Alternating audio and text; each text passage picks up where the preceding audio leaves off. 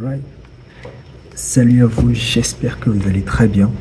Aujourd'hui, j'aimerais que l'on parle des risques de l'intelligence artificielle face à l'humanité, face aux droits de l'homme, face à la démocratie.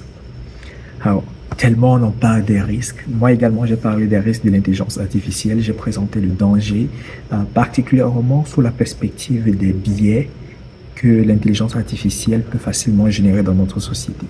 Des biais sociétaux. Okay? Mais aujourd'hui, j'aimerais qu'on parle de la concentration du pouvoir. Okay? Ça peut sembler être très technique, mais en soi, c'est très simple.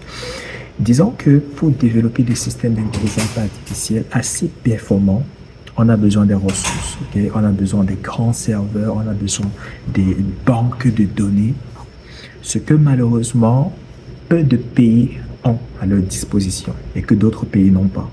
Donc en soi, on parlerait de la Chine, on parlerait de la Russie, des États-Unis ou de l'Amérique de façon générale. Ce qui en soi déjà de base est sélectif. Cela veut dire que pour réaliser de grands systèmes d'intelligence artificielle, en soi, il faut des ressources que juste une certaine population a à disposition. En soi, c'est déjà une concentration de pouvoir d'une certaine façon. Mais j'aimerais souligner juste voilà, le message du président de Russie qui disait que dans les prochaines décennies, la puissance le pays le plus puissant sera pas celui-là qui aura des armes nucléaires les plus développées, mais surtout des systèmes d'intelligence artificielle les plus puissants. Le point consiste à ce que nous sommes en train de migrer vers la technologie, vers un monde digital. Et si donc le pouvoir digital appartient juste à un certain set de personnes, on pourrait donc remettre en cause la démocratie, okay? Sachant que ces personnes-là pourraient utiliser ces systèmes-là pour des fins pas très nobles. Okay? Le point en est, je vais vous prendre un exemple. Je tiens un Google Pixel, celui que j'utilise actuellement pour filmer la vidéo. C'est tel que j'ai pas besoin d'activer une fonctionnalité particulière. Si je dépose le Google Pixel actuellement, une musique se joue, le Google Pixel éteint, bon pas éteint, je veux dire connecté ou pas, le Google Pixel me dira quelle est la musique qui est en train de se jouer. C'est une fonctionnalité du Google Pixel. Et une fois de plus, j'ai pas besoin d'application, j'ai pas besoin de Shazam pour cela. C'est tout naturel. Alors, la question implicite, c'est comment est-ce que l'appareil dont j'ai pas activé parvient à détecter une musique. Ça signifie que les microphones sont activés, okay? Les microphones nous écoutent. Alors, il y a un certain système de surveillance qui n'est pas révélé au grand public, okay?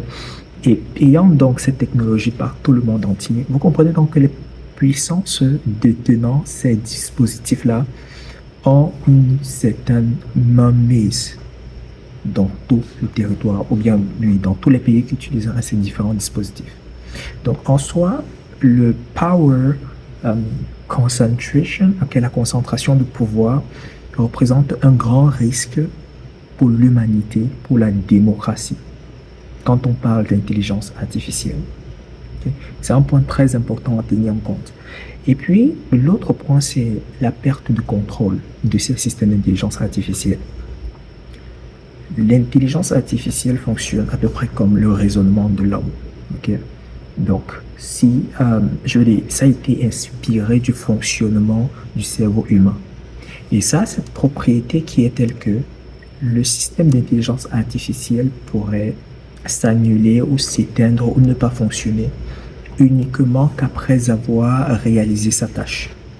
C'est un peu comme une programmation informatique. Lorsque vous développez un programme, vous exécutez l'algorithme.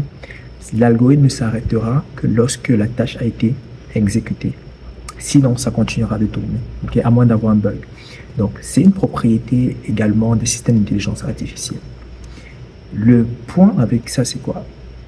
Admettons que cette intelligence artificielle, qui est déjà accessible à tout le monde ailleurs, ces systèmes d'intelligence artificielle seraient accessibles à tout le monde et assez puissants, tombent entre les mains d'une mauvaise personne, et qui donc donnerait une mission à ce système-là, une mission vraiment malveillante. Autrement dit, rien ne pourra arrêter ce système d'intelligence artificielle pas même la personne qui aurait ordonné cette mission-là, jusqu'à ce que la tâche soit réalisée. Ok? Je ne sais pas si on est ensemble, mais en soi, ça représente tout un gros danger parce que l'intelligence artificielle a cette propriété d'être accessible à tout le monde. Tout le monde en a accès. Mais elle est aussi dangereuse qu'une arme nucléaire si mal utilisée.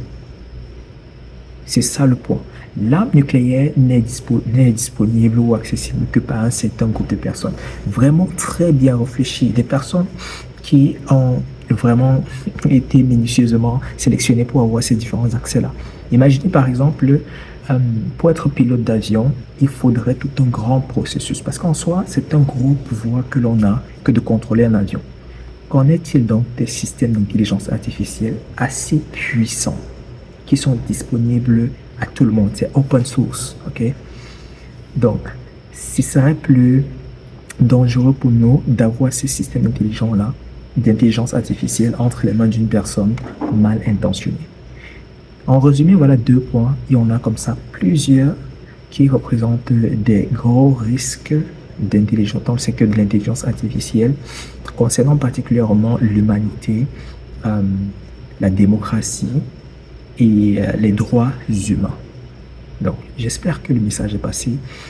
J'espère que voilà, ça a suscité l'attention d'une certaine personne et surtout pousser un peu plus sa curiosité. Mon nom c'est El Nathan Tioko. Sur la chaîne on parle de technologie, d'intelligence artificielle, de machine learning, tu l'as compris. Donc, si tu es intéressé par ces différentes thématiques-là, pense à t'abonner. It's now, do it, and stay hungry. Peace.